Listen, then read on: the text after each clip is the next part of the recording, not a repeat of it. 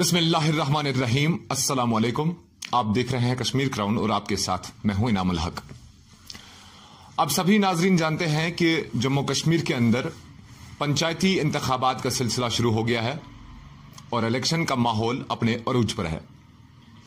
जी नाजरीन, हम बात करेंगे आज इलेक्शन के हवाले से, क्योंकि जहां पूरे जम्मू कश्मीर में पंचायती और डीडीसी इंतखाबात के सिलसिले में कई उम्मीदवार जो है वो अपने कागजात नामजदगी जमा करवा रहे हैं, लेकिन इस बीच कुछ खास आज ये देखने को मिल रहा है कि जिस तरह से जो पिछले इलेक्शंस हुए, चाहे वो पंच सरपंच के हुए या और भी इलेक्शंस हुए, उनमें यह देखा गया कि लोग जो है वो इलेक्शंस को, वो कैंडिडेट्स को लेकर जो है उनका यूं कहेंगे कि पेट भर गया था और वो खुलकर सामने नहीं आना चाहते थे। और उसमें कहीं ना कहीं बहुत सारे वजूहात है उसमें कि लोग नहीं प्रेफर करते थे कि वो बाहर आके किसी को वोट करें, किसी को चुने, क्योंकि भरोसा एक ऐसी चीज होती है कि जिसे आप एक बार तोड़ें उसे आप दोबारा नहीं बना सकते। लेकिन इन इंतखाबात में जो अब आने वाले हैं, इनमें एक खास बात यह है कि अब पढ़े लिखे जवान जो है इसमें शमूलियत इख्तियार कर रहे हैं। डीडीसी, चाहे वो डीडीसी इलेक्शन हो या फिर जो बाई पंचायत इलेक्शंस हैं, चाहे उनकी हम बात करें, अब पढ़े लिखे नौजवान हमने देखा जम्मू कश्मीर के शुमाल जुनूब से बाहर निकल कर आ रहे हैं, अपने नॉमिनेशन फाइल करवा रहे हैं और कम से कम ये तासुर दे रहे हैं लोगों को कि अब वो जो रस्मी जो यहां पर सियासत हो रही थी या जो रस्मी लोग यहां पर हुकूमत चला रहे थे, कुछ ऐसा अब नहीं होने वाला है। अब सरकार हमने चलानी है, अब डेवलपमेंट हमने सोचनी है, अब लोगों की फलाह बहबूदी हमने सोचनी है। आप जनाब जो कर चुके हैं वो कर चुके हैं। शायद ऐसा ही सोच लेके ये लोग जो है अब आगे निकल कर आ रहे हैं। बहरहाल हम बांदीपुरा की अगर बात करें तो बांदीपुरा में जो है धड़ाधड़ उम्मीदवार जो है अपने नॉमिनेशंस फाइल करवा रहे हैं, कोई पार्टी की रंगत से तो कोई इंडिपेंडेंट, लेकिन बहरहाल वो अपने नॉमिनेशंस फाइल करवा रहे हैं। मेरे साथ इस वक्त मेरी बाएं जानिब दो चार ऐसे नौजवान मौजूद हैं, यंग यूथ हमारे साथ मौजूद हैं। इनमें से एक हमारे साथ जो है एक सिस्टर भी यहां पर हमारे साथ मौजूद हैं। ये लोग अब आने वाले डीडीसी इंतखाबात के उम्मीदवार हैं, लेकिन परिचय हम आपका पहले कराना चाहेंगे, इंट्रोडक्शन देना चाहेंगे जरूरी। इन लोगों का ताल्लुक किसी सियासी जमात से नहीं है। आप हैं मुश्ताक अहमद मीर साहब, जो हाईली क्वालिफाइड यूथ है बांदीपुरा से, जिनका ताल्लुक बांदीपुरा के कुनन इलाके से हैं। इनके बाएं जानिब आप देख रहे हैं एक और नौजवान जिनका नाम एडवोकेट मुदस्सिर अहमद वानी है, जो बजाहिर तो वकील हैं, लेकिन अब इन्होंने सोचा कि अब मैं खुलकर मैदान में आके लोगों की खिदमत करूंगा। अभी तक कोर्ट में अपने फराइज अंजाम देते रहे हैं, लेकिन अब इन्होंने सोचा है कि अब खुलकर हम लोगों की खिदमत करने मैदान में आ जाएंगे। आपने भी नॉमिनेशन अपना फाइल करवाया है, तो इनकी बाएं जानिब एक और गेस्ट हैं हमारे, इनका नाम है मोहम्मद अनवर साहब। तो मोहम्मद अनवर साहब चिट्ठे बांडे बांडीपुरा इलाके से ताल्लुक रखते हैं। गर्चे इन्होंने अभी अपना नॉमिनेशन फाइल नहीं करवाया है, लेकिन ये भी इन्हीं की लड़ाई में जो है जंग लड़ने की सोच रहे हैं इनके साथ। और साथ ही साथ आखिर पर हमारे साथ अब देख सकते होंगे, ये हमारी जो है एक सिस्टर है तस्लीमा, जिनका ताल्लुक आलूसा बांडीपुरा से है, आलूसा बांडीपुरा के शेख मुकाम इलाके से। इन्होंने भी सोची है कि अब की बार मैं मैदान में आ जाऊंगी और मैं मैदान में आके जो है अपने लोगों की खिदमत करूंगी। बहरहाल ये था इनका मुख्तसर सा परिचय। अब सीधे इनसे हम रूबरू होना चाहेंगे और इनसे इनकी आइडियोलॉजीज और हम कई तरह के मुख्तलिफ सवालात इनसे करना चाहेंगे, इनसे पूछना चाहेंगे, क्योंकि हमने पहले ही कहा इस इंटरव्यू की शुरुआत में कि लोगों का पेट भर गया है। लोग नहीं चाहते थे कि अब हम वोट करें किसी को और किसी को अपना नुमाइंदा बनाएं, लेकिन अब जाके जो ये लोग निकल कर आ रहे हैं, शायद एक उम्मीद सी जग गई है उन लोगों के लिए, उन वोटर्स के लिए जिनका पेट भर गया है। बहरहाल उस हवाले से भी इनसे भी सवालात करने जरूरी है, ताकि लोगों के अंदर जो एक किस्म का वो भरोसा टूट गया है, कोशिश करेंगे कि इनके बातों से उनका वो भरोसा लौट के आए और जो मुद्दा, वो मकसद एक डेमोक्रेसी के अंदर एक वोटर का होता है या एक इलेक्शन का होता है, वो मकसद हम पा सकें। बहरहाल मुश्ताक साहब, सबसे पहले आपसे जानना चाहेंगे, हमने पहले कहा कि आप हाईली क्वालिफाइड हैं, आप कश्मीर के हालात से, जम्मू कश्मीर के हालात से बखूबी वाकिफ हैं। हम यहां पर वो मुद्दे नहीं छेड़ेंगे जिन मुद्दों का अभी कोई मकसद ही नहीं, क्योंकि डीडीसी इलेक्शंस या पंचायत इलेक्शंस का 370 या किसी और चीज के साथ 35A के साथ कोई लेन देन नहीं है। हम अच्छी तरह से जानते हैं, बहुत सारे लोगों के मन में यह भी है कि शायद ये लोग जो हैं ये भी अब 370 की वकालत करने आएंगे, ये लोग भी 35A की वकालत करने आएंगे। लेकिन ये है कि आप लोगों को अच्छी तरह से ये समझाने की कोशिश करें कि आप अगर मैदान में आ गए हैं, आप किस लिए आए हैं। सबसे पहला सवाल। अस्सलाम वालेकुम वरहमतुल्लाहि वबरकातुहू।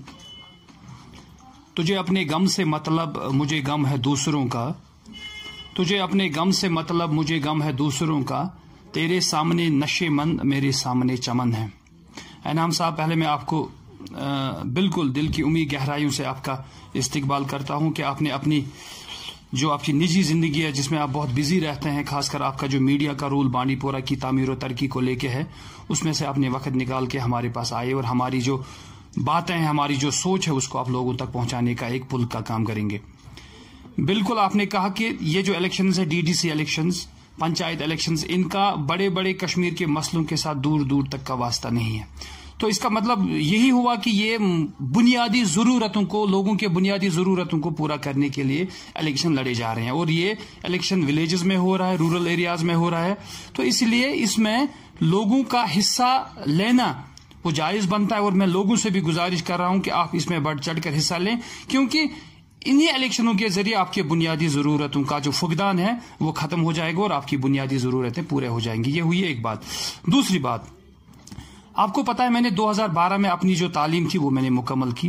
फिर 2012 से मैं बांडीपोरा में थोड़ा सा सोशल वर्क करने लगा, थोड़े से सोशल इश्यूज पे मैं बात कर रहा था, लेकिन साथ साथ में बांडीपोरा की जो मेन स्ट्रीम पॉलिटिक्स है या मेन स्ट्रीम पॉलिटिकल लीडर्स हैं उनको भी बड़ा कीनली में वाच कर रहा था।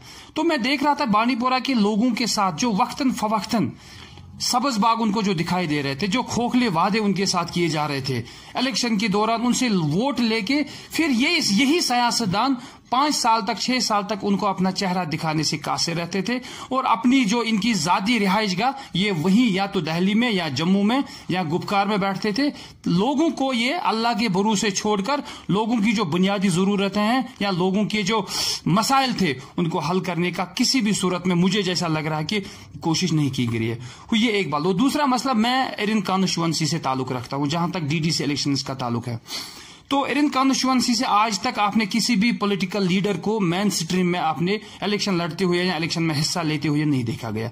तो अगर मैं अपनी इलेक्शन ये कॉन्स्टिट्यूएंसी की बात करूं, अपने वोटर्स हैं, अपने लोगों की बात करूं, उनको सिर्फ और सिर्फ आज तक अगर आप मेरे साथ मेरे एरिया को घूमने की कोशिश करेंगे, मेरे कॉन्स्टिट्यूएंसी के लोगों को सिर्फ और सिर्फ वोट बैंक के लिए इस्तेमाल किया गया।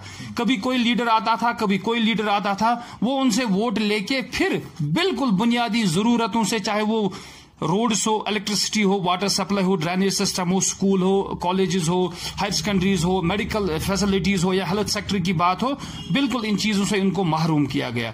तो जब मैंने अपने लोगों से इलेक्शन, जब से डीडीसी इलेक्शन का बिगुल बजा, जब मैंने अपने लोगों से मशवरा किया जो मेरे वोटर्स हैं, तो मैंने उनसे कहा कि मैं इस तरह से, अगर आप मुझे मशवरा देना चाह रहे हैं, मैं इस तरह से करना चाह रहा हूं। लोगों ने कहा बिल्कुल, जिस तरह से उनको बार बार ठगा गया था बुनियादी बांडीपोरा के जो रहने वाले पॉलिटिकल लीडर्स ने, कभी एक मसले को लेके वो उनसे वोट लिया करते थे, कभी दूसरे मसले को वो वोट लिया करते थे।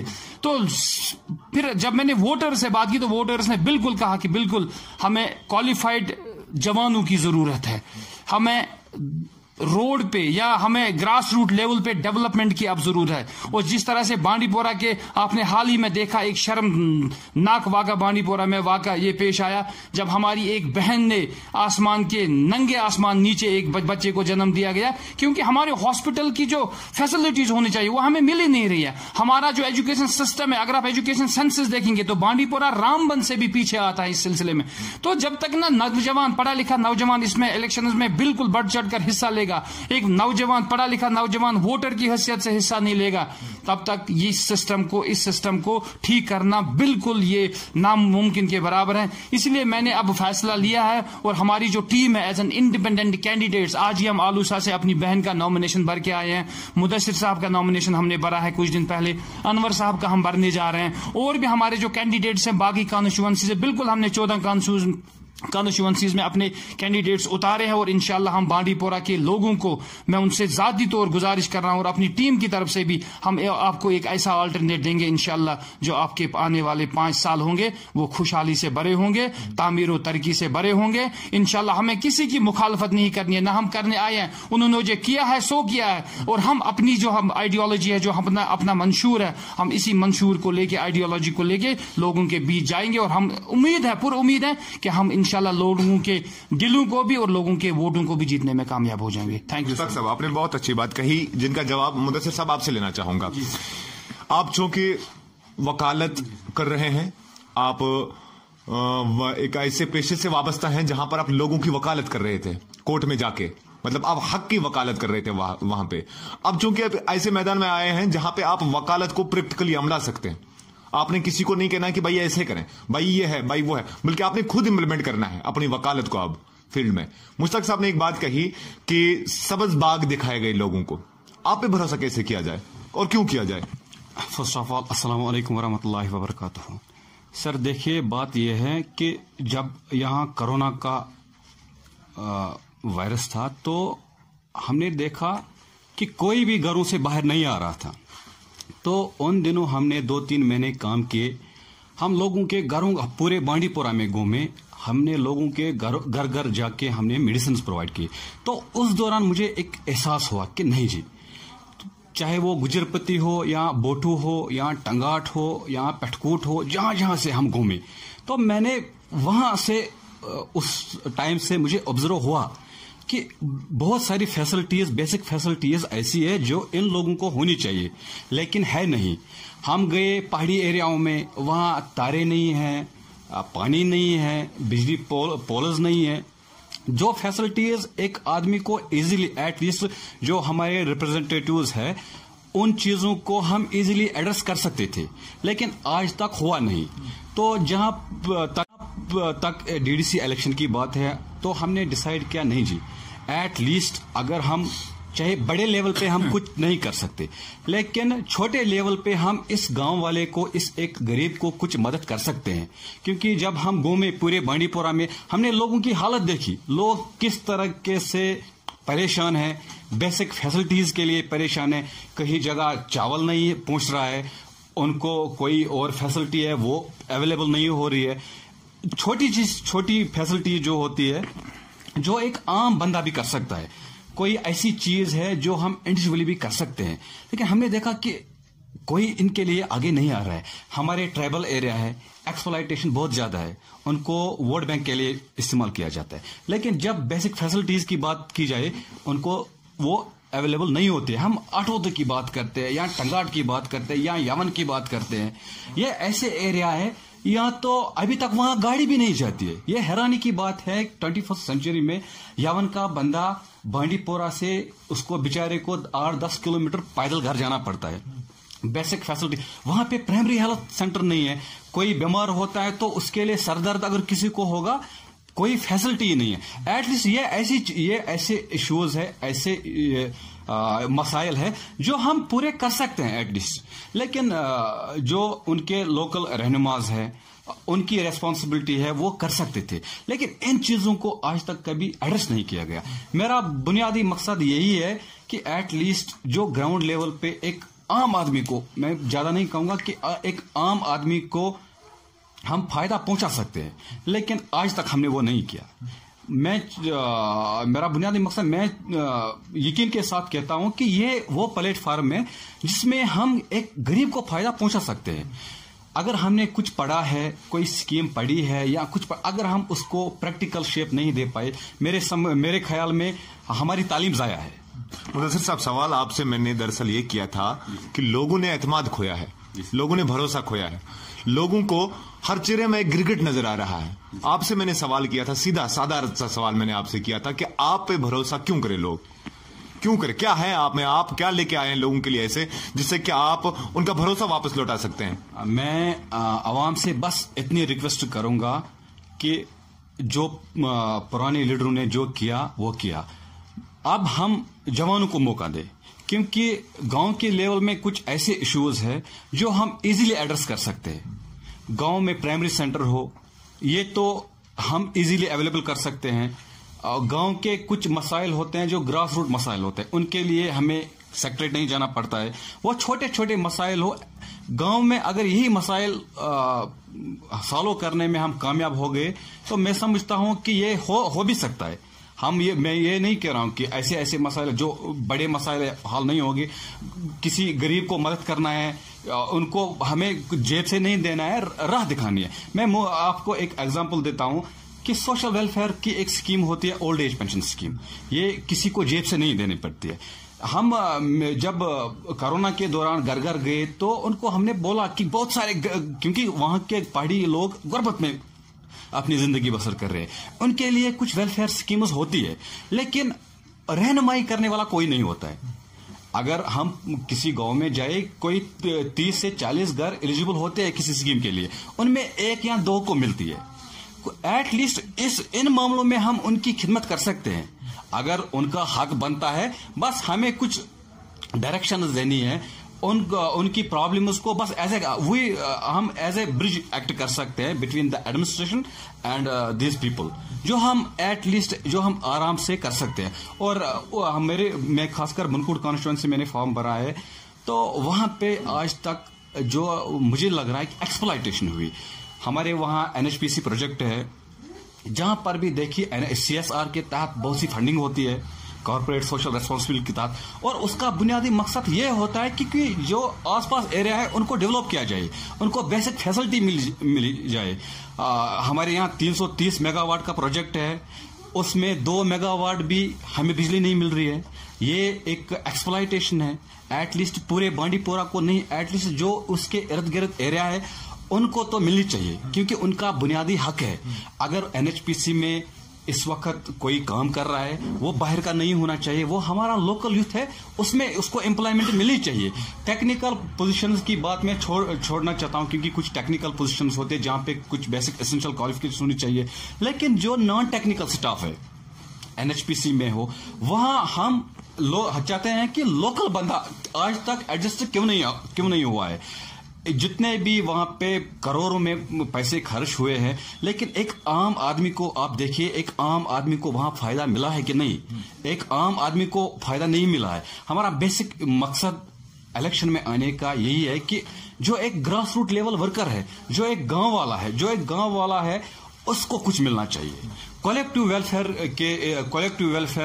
ध्यान में रखकर, यही कलेक्टिव वेलफेयर का मोटो ध्यान में रखकर हम इस मैदान में आए हैं, ताकि हम लोगों की भलाई के बारे में सोचें एज ए होल, न कि किसी ऐसी सियासत न करें कि जिसमें 2-3 साल में बस एक मोनोपोलिस्टिक खड़ा हो जो सब कुछ खा जाए। हम चाहते हैं कि एटलीस्ट पूरी कम्युनिटी को लेके पूरी ऐसे काम हो जिनसे पूरी कम्युनिटी को फायदा पहुंचे। यही हमारा बेसिक। बिल्कुल मुदस्सिर साहब, आप भी ठीक बिल्कुल फरमा रहे हैं। मुश्ताक साहब, आपसे एक सवाल जानना चाहेंगे, बीच में ही इनको मैंने रोका, आपसे जानना चाहेंगे, आपकी जो लड़ाई है, आप तने तनहा निकले हैं इस मैदान में जी। आप इंडिपेंडेंट है ना जी। आपका किसी सियासी पार्टी से कोई ताल्लुक है? नहीं जनाब। किसी भी सियासी जमात से नहीं? जनाब नहीं। चाहे वो ये जो ग्रैंड अलायंस हुआ है हमारा गुपकार डिक्लेरेशन का, चाहे उसका ग्रैंड अलायंस हो या बीजेपी हो या और भी कोई रीजनल पार्टी हो, आपका कोई किसी पार्टी के साथ कोई ताल्लुक नहीं से, चाहे वो रीजनल तने तनहा आप इस सहरा में निकल चुके हैं, कामयाब हो जाएंगे, क्या लगता है? बिल्कुल। देखिए, हमें उम्मीद है, इंशाअल्लाह उम्मीद पे ही दुनिया कायम है। हम ये कह सकते हैं कि शुरुआत है, और शुरुआत में आपकी अड़चनें हो सकती है, शुरुआत में आपको रुकावटें आ सकती है, लेकिन मंजिल अभी दूर है। ये लड़ाई बहुत दूर की है, लड़ाई बहुत लंबी है, और इस लड़ाई को हम आखिरी सांस तक इंशाल्लाह लड़ने की कोशिश करेंगे। ये जरूरी नहीं है कि हम पहले ही मैदान में आके अपने आप को ये कहेंगे कि हम विनर हैं या हम जीत जाएंगे। नहीं, कम से कम है लोगों तक अपनी बात, जो हमारी सोच है, जो हमारी आइडियोलॉजी है, कम से तक हम पहले स्टेज में अपनी सोच को, अपनी आइडियोलॉजी को लोगों तक पहुंचने में कामयाब हो जाएंगे। आप किस बैनर के आगे निकले हैं अभी ये इलेक्शन लड़ने? देखिए, हमारा जो अभी बैनर बना नहीं है, लेकिन हम बनाने, पहचान क्या है अभी आपकी, एज क्या निकले हैं आप? बिल्कुल एज ए सिंपल, आप मुझे अच्छे से जानते हैं। I worked for many years as a social activist. तो लोग मुझे वाच कर रहे थे क्योंकि मैं बांडीपोरा के उन इश्यूज पे काम कर रहा था जो कलेक्टिव इश्यूज थे। मैं कोई जाती इश्यूज या किसी एक कम्युनिटी को लेके काम नहीं कर रहा था। तो मुझे उम्मीद है इंशाल्लाह लोग मुझे 8 साल से वाच कर रहे थे, इसी काम को मुझे देख के, मेरे काम को देख के लोग मुझे शायद वोट करेंगे। मुझे इस बात, और जाहिर सी बात है कि आप यहाँ पे 4 नौजवान हैं मेरे साथ, और चारों की जो एक ही सोच होगी, चारों का एक ही रुझान होगा, और चारों का जो बैनर जो भी आपका रहेगा वो सबों का एक होगा, आप सभी का। अनवर साहब, आपसे जानना चाहेंगे, आप चूंकि अपने इलाके के शायद सरपंच भी है, जहां तक मेरी नॉलेज है आप अपने इलाके के सरपंच भी है, क्या खामियां रही आपके इस दौर में, क्या खूबियां रही, और अब क्या नया लेके आए हैं? आप कैसे उन लोगों का विश्वास जीतेंगे जिन्हें ऑलरेडी ये भरोसा जो है वो जिनका टूट गया है? नहीं, वैसे भी मुझे लगता है कि भरोसा टूटा किसी का नहीं है इंशाल्लाह और रहमान, क्योंकि मैं उन लोगों के साथ अच्छा बर्ताव किया आज तक। तो नेक्स्ट टाइम में भी मैं इंशाल्लाह अल्लाह से मांगता हूं, मैं कोई बड़ा नहीं हूं, मैं अल्लाह से अपने अल्लाह से मांग के और इंशाल्लाह उन लोगों की खिदमत करने के लिए निकला हूं। और नेक्स्ट टाइम में मैं जहां जहां भी हो सके जिस हाजन बी के साथ मैं कंटेस्ट करने जा रहा हूं इलेक्शन, तो मेरे सामने बहुत बड़ी चुनौतियां भी हैं, लेकिन मैं अपने रब से मांग के मैं उन चुनौतियों का सामना करूंगा। और इंशाअल्लाह रहमान मेरा मिशन यही है कि गुज्जर कम्युनिटी है, चाहे कश्मीरी हो चाहे गुज्जर हो, सब मुसलमान हैं। मैं चाहता हूं कि बिल्कुल एक ही साथ हैं, वो इनको बिल्कुल हम ताउन करेंगे, उनका ताउन मेरे साथ रहेगा और मेरा उनके साथ रहेगा इंशाअल्लाह रहमान। मैं सबसे बड़ी बात यह है कि जब तक मैंने अपने इलाके में जो कुछ थोड़े मोटे काम किए थे तब लोगों ने मुझ पे भरोसा किया, तो आगे के भी मैं चाहता हूं कि वो लोग मुझ पे भरोसा अगर नहीं करेंगे तो मैं भरोसा अपना आपका ताल्लुक किसी सियासी जमात से? नहीं, इस टाइम किसी से नहीं है, मैं इंडिपेंडेंट हूं बिल्कुल। नहीं, मतलब आप इन नौजवानों के साथ क्यों आ गए? क्या सोच के आ गए इन नौजवानों के साथ जिनकी कोई पहचान ही नहीं है अभी, जिनका कोई बैनर ही नहीं है अभी, जिनका कोई नाम ही नहीं है अभी, जिनके पीछे न बीजेपी, न नेशनल कॉन्फ्रेंस, न कांग्रेस, न कोई और सियासी जमात है? आप क्या सोच के इनके साथ आ गए? मुझे मतलब बताया गया था बहुत से लोगों ने कि आप किसी पार्टी के साथ हो, मेरे फोटो भी कुछ वायरल किए गए थे कि नहीं जी ये बीजेपी के साथ है या और किसी पार्टी में, किसी के पार्टी के साथ नहीं हूं मैं। सिर्फ इन नौजवानों का जब मैंने नाम सुना तो मैं इनकी टीम में शामिल हो गया। मैं देखता हूं मैं इंडिपेंडेंट इलेक्शन लड़ रहा हूं, मैं किसी पार्टी से नहीं लड़ रहा हूं। तो जब ये इस बैनर के नीचे आ गए, देखेंगे इनका बैनर अभी बना नहीं है, कुछ भी बना है तो बन जाएगा, तो इसके साथ भी हाथ में हाथ मिला के रहेंगे इंशाल्लाह। बैनर का मेरा मतलब ये है कि अभी तक जो भी हमारी सियासी जमातें हैं, मेरे बैनर कहने का मतलब यही है कि हमें पता है कि बीजेपी की आइडियोलॉजी क्या है, हमें पता है नेशनल कॉन्फ्रेंस की आइडियोलॉजी क्या है, हमें पता है कांग्रेस की आइडियोलॉजी क्या है, हमें सब पार्टीज का पता है कि किस पार्टी की क्या आइडियोलॉजी है, हम बैनर उसको कहते हैं। आपकी आइडियोलॉजी हमें उसका बोल रहा हूं, आपकी आइडियोलॉजी क्या है, आप किस सोच को लेकर आप आगे बढ़ेंगे? क्या वही सियासी जमातें, क्या वही दास्तानें, क्या वही जो दलीलें लोगों को हर बार दी जाती है इलेक्शन पे अपने वोट बटोरने के लिए, क्या अब की बार कुछ नया देखने को मिलेगा लोगों को? यकीनन अल्लाह से मांग के हम नया करेंगे इंशाल्लाह, डेवलपमेंट करेंगे, गांव में हर जगह पे जाएंगे। हम चाहते हैं कि हमारे नौजवानों को कुछ राहत मिले, जैसे हमारे नौजवानों के साथ पैसे पहले जो मतलब हुआ था, धोखेबाजी हुआ करती थी, नहीं जी नौकरी लगाएंगे, यूं करेंगे। हम अल्लाह से मांग के और अपनी जब ये कुर्सी हमें मिलेगी तो हम उसके साथ इंशाल्लाह ताल में ताल लगा के उन लोगों का ताउन करेंगे इंशाल्लाह। उन नौजवानों के साथ हम रहेंगे, उन नौजवानों का हम ये करेंगे कि किसी भी कहीं भी हमें जाना पड़े तो, लेकिन इंशाल्लाह पढ़े लिखे नौजवानों का कुछ न कुछ बंदोबस्त का सोचेंगे। बिल्कुल, बहुत सारी बातें हैं मुश्ताक साहब, आप सभी से कहना चाहूंगा, बातें इतनी हैं कि अगर उनको इंसान छेड़ता जाए शायद रात बीत जाएगी। यहीं पे वक्त की कमी है। आपसे जानना चाहूंगा, आप चूंकि एक फीमेल हैं, आप इस इलेक्शन में क्यों उतरी हैं?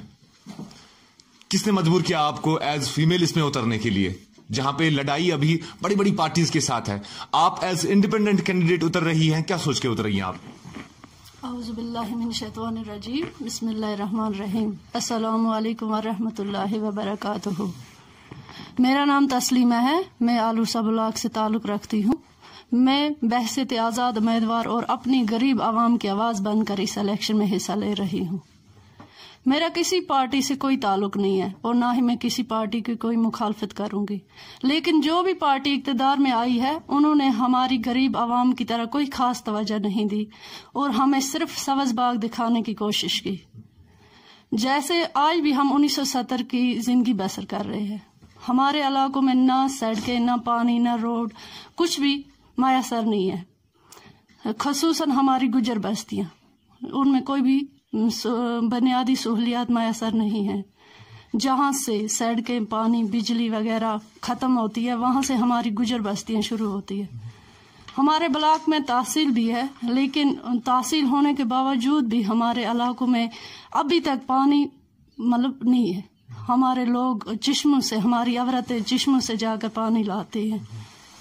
चलिए, तो मुझे लगता है वक्त बहुत कम है, क्योंकि हमने कोशिश की कि आपकी जो सोच है, आप जिस मन को लेके लोगों में आप जाएंगे, आप चूंकि बहुत ही कम वक्त रह गया है, ज्यादा वक्त नहीं रहा है, जहां पे आपकी जो सोच है अब एक बॉक्स में कैद हो जाएगी और वो सोच जो है एक नतीजे में बाहर आ जाएगी फिर कि लोगों ने आपकी सोच को तस्लीम किया या नहीं किया। बहरहाल आप सभी को मुबारकबाद देना चाहेंगे जिन्होंने नॉमिनेशन फाइल किया है, या अनवर साहब आप अभी कर रहे हैं, आपको भी हम मुबारकबाद पेश करेंगे एडवांस में कि आप अपनी नॉमिनेशन फाइल करिए और लोगों की उम्मीदों पे आप खड़े उतरे। मुश्ताक साहब, आप सभी को मेरी तरफ से बहुत बहुत मुबारक, शुक्रिया और बेस्ट ऑफ लक आप सभी के लिए। तो नाज़रीन, ये थे हमारे बांदीपुर जिला के कुछ चंद नौजवान चेहरे जिनके साथ मैंने आपको तारुफ कराया, जिनकी बातें मैंने आप तक पहुंचाने की कोशिश की। तो उम्मीद यही करेंगे कि इनका भी जो है चांद रोशन हो जाए और हम यही उम्मीद लगा सकते हैं इनके। बहरहाल इनकी अपनी सोच है, इनकी अपनी मेहनत। अब जो है चंद ही दिनों के बाद हम कहेंगे कि एक छोटे से अरसे के बाद जो है वो बाहर निकल कर आ जाएगा और पता चलेगा कि लोगों ने इनके ऊपर भरोसा किया या नहीं किया, और बाद में किसने क्या किया है अभी तक, कौन क्या कर रहा है, ये सब जो है ये कहने की बातें होती है। और बहरहाल ग्राउंड जीरो पे जो काम करता है वो ये असली हीरो होता है। मुझे दीजिए इस खास रिपोर्ट के साथ इजाजत। कैमरामैन असरारुल हक के साथ कश्मीर क्राउन के लिए मैं इनामुल हक। अस्सलाम वालेकुम नाजरीन, मैं इकबाल नबी, DDC candidate Tangmarg.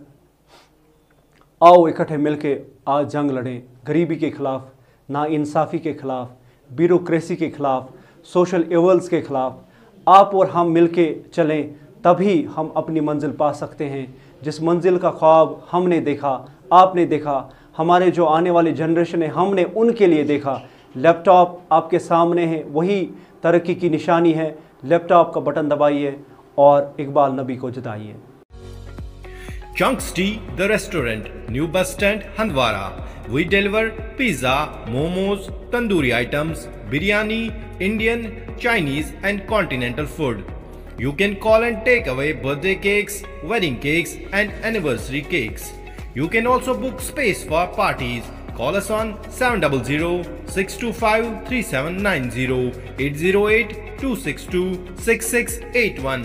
Cash on delivery option is also available. Chunks Tea, the restaurant, New Bus Stand, Handwara.